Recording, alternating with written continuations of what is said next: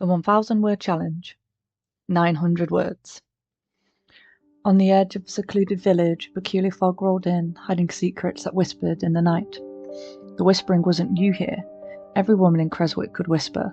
Mothers had been teaching their daughters since the village had grown up around the wellspring that called their ancestors down from the mountains. From the moment of her first blood, a female child of Creswick could send her voice into the minds of others and speak, in a still, small whisper. At first, their whisper could only reach as far as their arm, to those they held closest to their hearts, but with patience and practice, Creswick women could whisper over great distances. The greatest among them, the village chief, could send her whisper across plains and oceans to any person she had touched. The village chief used her whisper to make the village rich, strong, and powerful, so, despite its size, it was beginning to have greater and greater influence over the valley.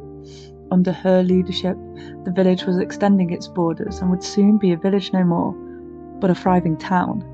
And still, it was seen that only daughters born of women who themselves had been born in Creswick had the gift of the whisper. The whisper that came that night with the creeping fog was different. It was deep and coarse and menacing. There was a distortion to it, like a blunt blade being forced through fracturing glass. Though the voice spoke in hushed tones, the words it uttered were deafening, consuming all the women that heard it. The distortion in the whisper grappled their minds, but it was the whisperer's voice that stunned them. The voice was male. No man had ever whispered before. His voice stole into their minds, whispering, "The power you hold, I now wield, witches. Abandon hope. I come for you all."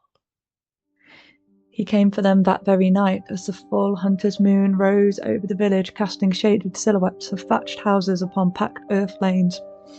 He came for them in their dreams, where they had little defence against him. Only in their dreams could they not tear themselves away from the man's rhetoric. No living person had been able to whisper into a sleeping mind. No woman whisperer could ever have conceived or shielded themselves from an attack against them as they slept. His whisper sent them into terror and torment with prophecies so real they forgot they were dreaming at all. Visions of burning houses and defiled women, and of a man standing at the wellspring, laughing. He repeated the whisper again and again and again, beating their brains until they bled with the horror of it. Together, the women of Creswick rose from their beds. Silently, they stumbled around their homes until they came upon and closed their hands around any weapon they could find. A poker, a heavy tome, a kettle, a walking stick, a knife. While the peaceful village slept, they stood over the burdened beds in their own homes, and in their slumber they killed that which haunted them. They killed those who bore the pitch and tone of the whisperer. They killed every man, boy, and any woman that stood in their way, cutting down their husbands, brothers, and sons. Once their hands were slick with the blood of their kin, they marched forth to find others to slaughter. Any resistance was snuffed out violently. The bodies lay strewn in the homes and in the doorways and lanes of the village, making the dry earth wet with bloody massacre. The village chief's hand trembled. Aloft she held the staff of ivory wood and golden grain, the token of her office, and beneath its path lay her husband. The whisperer willed her to slay him, to slay those that threatened the women of Creswick. The darkness of the whisper closed around her mind until it was all but consumed. All but for one spark of thought. She spoke that spark as she blew upon it, giving it life and flame until it became an inferno that burnt her throat and scorched her lips as she awoke, shouting, "My mind is my own. I do no one's will but mine." She shouted so loud she woke her husband. So loud she woke her son, so loud that every whispering woman carved a path towards her home that looked out on the wellspring.